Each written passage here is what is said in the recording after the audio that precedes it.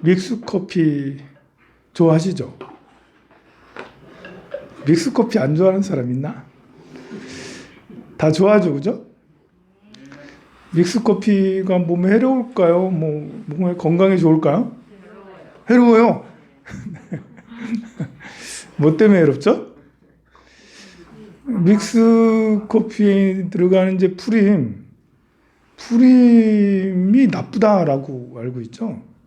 그게 뭘로 만든지 알아요? 그게 화학 성분이 아니에요. 야자 있잖아요. 야자나무 그 안에 들어있는 야자 열매 안에 들어있는 하얀 거 있잖아요. 그걸로 만든 거예요. 천연이에요, 천연. 그런데 왜 나쁘다는 거죠? 이 야자나무의 프림은 이 포화지방산이 많이 들었다고 해가지고 그래서 한때 프림을 나쁜 걸로 취급을 했어요. 포화지방산은 우리 튀김 있잖아요, 튀김. 과자를 튀긴 거, 또 이렇게 치킨 같은 거 튀긴 것이 대체로 포화지방산이 많거든요, 보면. 그래서 이제 포화지방은 몸에 들어가서 염증을 유발하고 몸에 이렇게 콜레스테롤 수치를 높이고 고지혈증을 일으키고 고혈압을 일으키고 굉장히 안 좋은 거예요, 사실. 그런데 그런 줄 알고 우리는 지금까지 들어있는 프림이 포화지방산이 많이 들어있기 때문에 이것이 안 좋은 거다. 이상하네. 왜 야자로 만들었는데 그렇지? 라고 하고 있었는데 사실은 포화지방산은 포화지방인데 그 프림에 있는 그 포화지방은 그 길이가 짧다고 그래요. 이게 세포를 이룬다고 해야 되나? 길이가 짧아가지고 단포화지방 이게 짧아 해가네. 되게 짧아. 한 10배 이상 짧아요. 그래가지고 포화지방산처럼 몸에 나쁜 역할을 하는 게 아니라고 그래요. 오히려 염증을 막고 몸의 흡수를 도와준다고 그래요.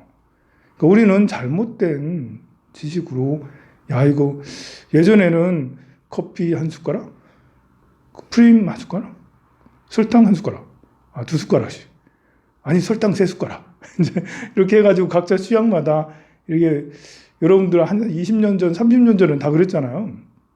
그런데 어느 순간부터 프림이 안 좋다는 이야기가 돌면서 블랙으로 기계로 내려먹는 그걸 하다가 지금은 이제 아예 아메리카노 이렇게 좋아하시고 하는데요. 그럴 필요 없다. 프림이 그렇게 나쁜 게 아니다.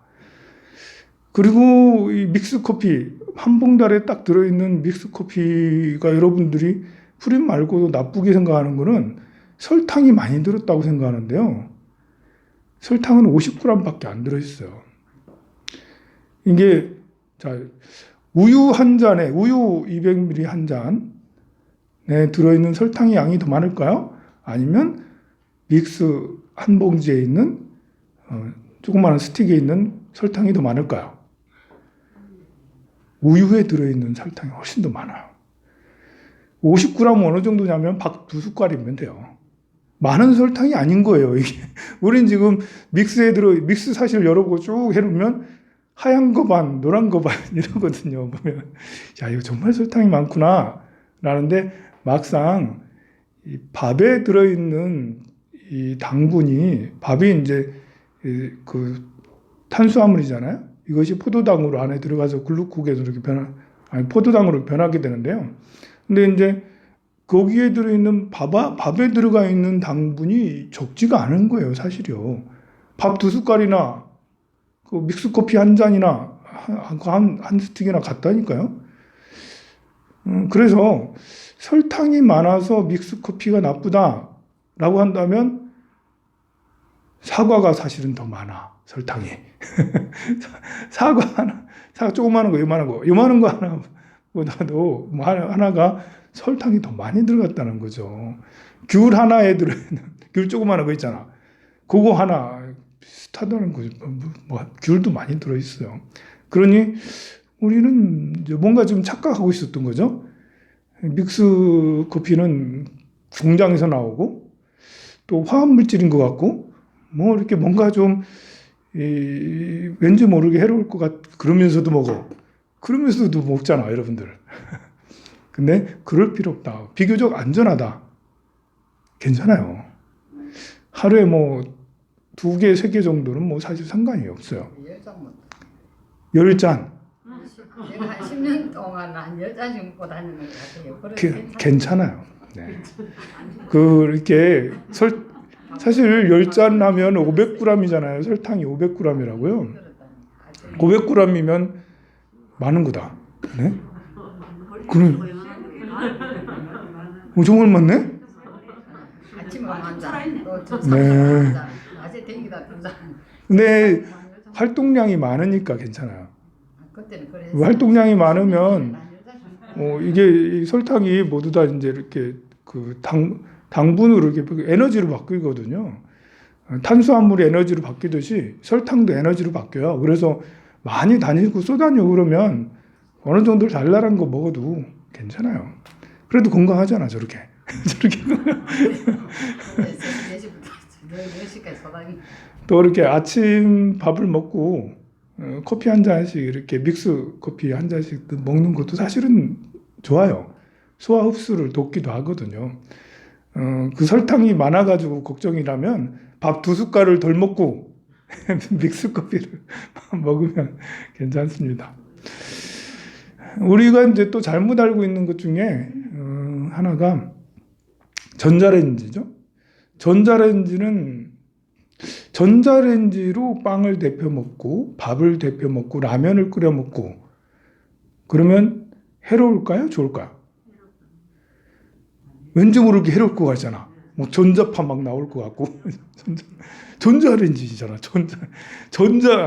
전자레인지 원리가 뭐냐면 이 안에 그 들어있는 그 전자파로 인해서 안에 들어있는 수소나 이런 것들을 막 충돌을 시켜서 내부에서 열을 일으키게 하는 거예요. 그래서 안에 있는 수분이 없으면 전자레인지 별 효과가 없어. 안에 수분이 조금이라도 있어야지. 그래야지 이제 수분을 막 이렇게 해서 이제 그 열을 일으켜가지고 끓거나 익게 하는 건데요.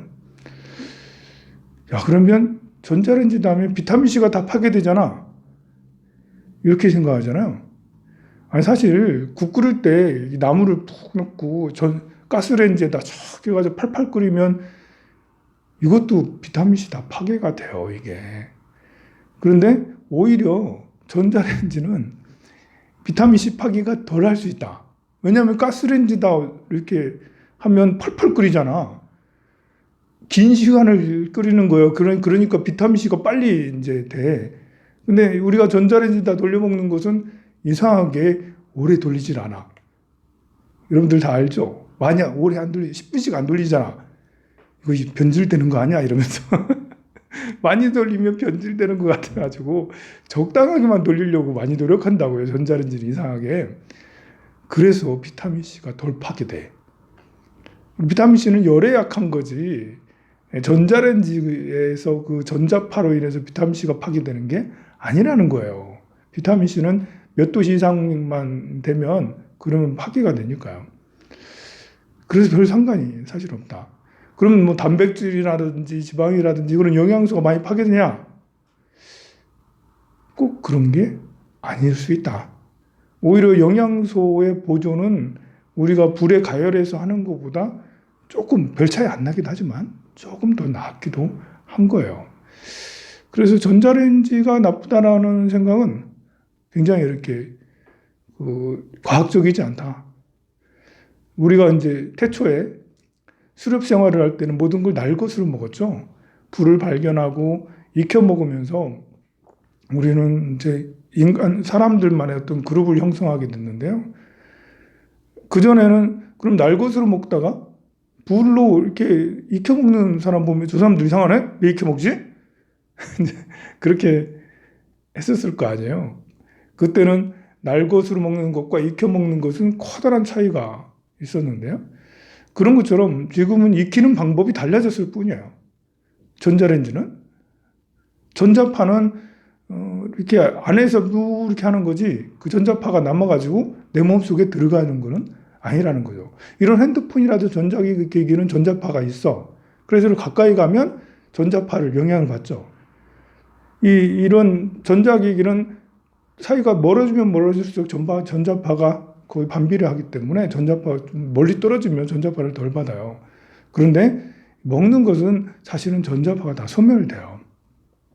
단 한 가지 안 좋은 게 있을 수 있어요. 성인들은 뭐 그럴 일은 잘 없죠. 아이들이 이렇게 전자레인지 불 보고 뚝 이렇게 있으면 이제 아이들은 그럴 수 있잖아요. 아이를 키우는 사람은 정말 주의를 해야 돼. 전자레인지 이렇게 북 돌아가고 있잖아 보면 가까이 가서 이렇게 하고 있으면요. 그 이제 이렇게 붉은 빛이 눈에까지 그래서 눈이 의외로 이렇게 보면 이 수정체에 물이 많아요. 이 수정체에 물을 건조하게 만들면 굉장히 안 좋을 수 있어요. 그래서 아이들이 그 앞에 가까이 가서 이렇게 보지 않게 하는 것은 중요하다 할 수가 있어요. 그러니까 우리는 전자레인지에 대한 괴소문이 상당히 많아요. 그거 전자레인지에다 이렇게 물을 끓여가지고 나무에다 물을 줬더니 화초에다 물을 줬더니 얼마 안 돼서 죽더라. 아 그거 안 그래요? 어제도 그거 하나 들어왔는데요, 문자로. 그래요? 아 이거 안 그래요. 이제 끓인 물, 스포터에 끓인 물, 그리고 전자레인지에 끓인 물, 그냥 수돗물 세 가지를 뚝 해서 화초에다 물을 주면 거의 별 차이 없어요. 우리가 물을 끓인다고 꼭 나쁜 건 아니거든요. 그리고 전자레인지다 이렇게 하는 것도 그렇게 나쁜 게 아니라서 이렇게 그 화초가 죽고 이러는 거는 아니니까요.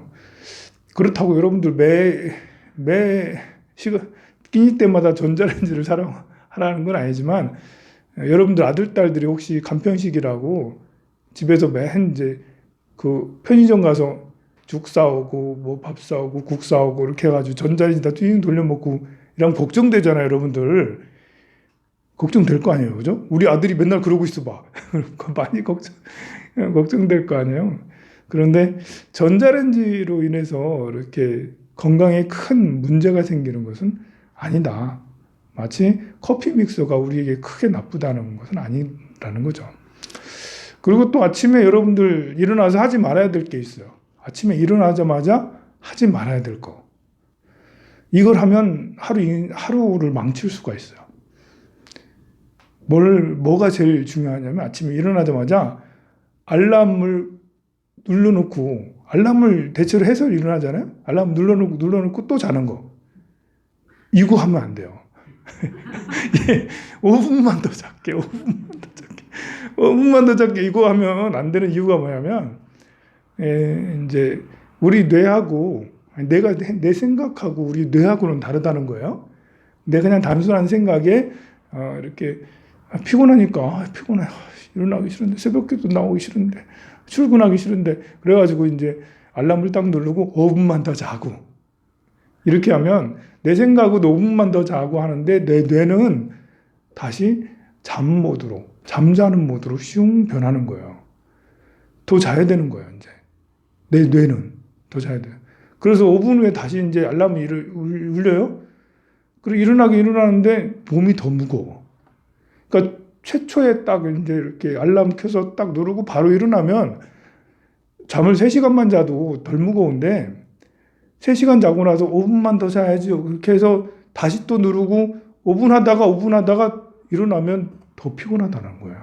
왜냐하면 우리 뇌는 내가 잠을 더 자야 되는데 진짜 잠을 잘 못 잤다라고 자꾸 인식하는 거야. 그러니 이 알람 울리면 바로 그냥 일어나는 게 사실 이 피로감을 줄이는 하루를 상쾌하게 시작하는 일이라고 할 수가 있어요. 또 그리고 탄수화물이 나쁘다고 아침을 안 먹는 건 굉장히 안 좋은 거야.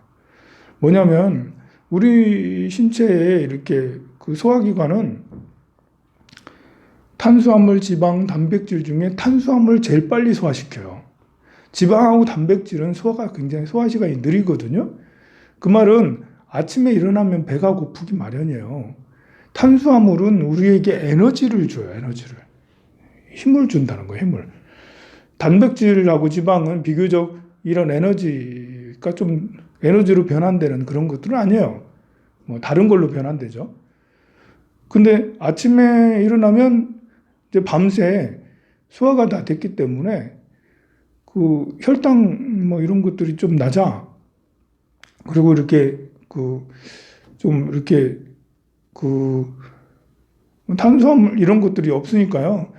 막 이렇게 좀 아침에 탄수화물을 좀 먹어주면 그게 에너지가 확 생기고 도파민이 분비돼. 도파민. 도파민이라는 게 우리에게 행복감을 주는 거라고 그랬죠. 세로토닌은 이제 고요한 행복감을 주는 거고 도파민은 급 즐거움, 우리 용락을 주는 게 도파민이에요. 근데 아침에 탄수화물을 먹어줘야지. 그래야지 활기차게 이렇게 에너지가 툭 생겨서 도파민이 잘 분비가 돼서 더 행복하고 활기가 차다라는 거죠. 그래야지, 그렇게 해야지 낮에 폭식을 덜 할 수 있어요.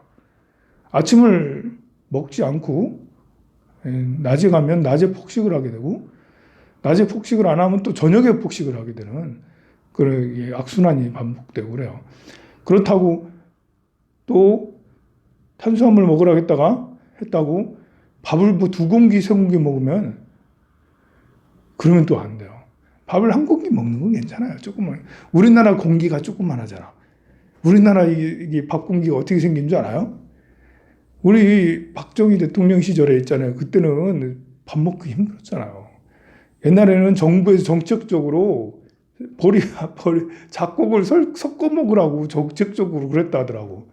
나는 그 세대가 아니라서 잘 모르겠는데 근데 옛날에 학교에서도 도시락 검사를 했다대. 세상에 도시락 쌀밥이면 안 된다는 거야. 세상에 작곡이야 된다고. 그런데 이제 국민들이 막 그렇게 당시에 컸잖아요. 그래 밥을 너무 많이 먹는 거야. 쌀은 생산량이 적은데 밥을 너무 많이 먹어. 그래가지고 정부에서 정책적으로 밥에 밥그릇에 그 용기의 그릇의 용량을 정해서 각 식당이나 이런 데 다 그것만 쓰도록 했다라는 거죠. 그걸 안 쓰면 벌금을 매겼대. 그 밥공기 이걸 안 쓰면 벌금을 매겼다고. 그때는 그랬대요. 그래가지고 밥공기가 그때 규격화돼 가지고 전국 어느 곳에 가더라도 대한민국은 참 특이해. 그거 보면 그죠? 아니 가만 생각해 보세요. 밥공기가 저 제주도 가나 서울 가나 강원도 가나 밥공기가 똑같아. 그 옛날에 그런 정책 때문에 생긴 일인데 그것이 이제 그 이후로는 그런 일이 없었지만 그것이 정착이 돼서 전국에 어디 가나 밥공기가 똑같은 건데요. 어찌 보면 뭐 이렇게 잘 된 걸 알 수 있죠. 옛날처럼 큰 이제 이렇게 유리 그릇에 엄청 큰 거 있잖아요. 우리 어렸을 때 우리 집에도 있었어. 이제 그 서구에 유럽의 사람들이 우리나라 와가지고 놀란 게 몇 가지가 있는데요. 놀란 것 중에 하나가 대한민국 사람들은 밥을 너무 많이 먹는다. 밥을 정말 많이 먹는다라고 서구 사람들이 보기 정말 깜짝 놀랐대요. 너무 많이 먹어가지고 밥을. 지금은 밥을 별로 안 먹었지만 옛날에 사람들은 정말 밥을 많이 먹었는가 봐요. 그러니까 우리 밥공기가 엄청 크잖아요. 거기다가 곤보밥이잖아. 그것도 2그릇 먹어요. 돌쇠는 3그릇도 먹어요. 그런데 아침에 그렇게 했다가는 제가 밥을 많이 먹으면 인슐린 저항이 생길 수 있다라고 했잖아요. 인슐린이 순간적으로 너무 빨리 이렇게 인슐린이 분비가 돼. 그 소화를 다 시켜야 되니까. 그런데 인슐린은 급격하게 슝 분비됐다가 또 금방 또 수치가 뚝 떨어져요. 많이 분비되는 것도 문제지만 수치가 떨어졌을 때 그때 이제 코티졸이라는 이런 것이 또 스트레스 호르몬이나 이런 것들이 분비가 돼가지고요. 뇌 세포를 이렇게 공격한다고 그랬죠. 그래서 결국은 식곤증 이런 것들이 생기고요. 멍해지고 그럴 수 있어요. 그리고 아침에 과다하게 밥을 이렇게 탄수화물 많이 섭취하는 건 좋은 게 아니다. 다만 이제 야채 같은 것도 탄수화물이 들어있는 야채도 있고 하니까요. 탄수화물을 적게 먹고 야채 이런 것들을 많이 먹고 하는 것은 굉장히 도움이 되는 거죠. 배불리 먹으라는 게 아니고요. 이렇게 먹으면 이렇게 우리가 야채를 많이 먹는다고 뭐 이렇게 그 인슐린을 많이 분비하 이런 거는 아니거든요. 이제 그런 인슐린 분비가 우리에게 가져다주는 그런 좋지 않은 당뇨병이라든지 다른 혈관의 문제 이런 것들이 일어나서 이제 생기는 것들이니까 좀 주의하면 좋을 것 같습니다. 여러분들한테 수행하는 얘기를 해야 되는데 너무 오랫동안 상식을 얘기했네요. 몰랐던 거 얘기해 주니까 좋지 않아요? 정불하세요.